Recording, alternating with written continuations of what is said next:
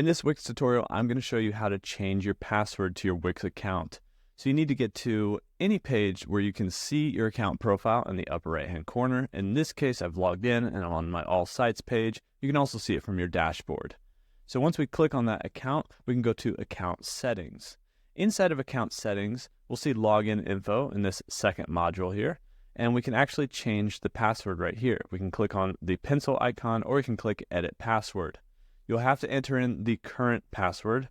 And so once you enter that in, you'll be able to change to a new password and you have to confirm it. It has to be at least 6 characters, or it's better to have upper and lowercase letters, symbols.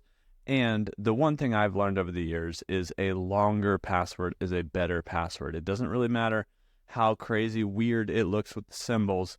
The longer you go and the more characters you add, the better the password is. And so in this case, if I type in a password, and sometimes it's better to think of a phrase, for instance. So if you think of a phrase that you can remember and maybe include some special characters into that, then that password would be even better. And so then you have to confirm that password. So make sure you remember it, of course.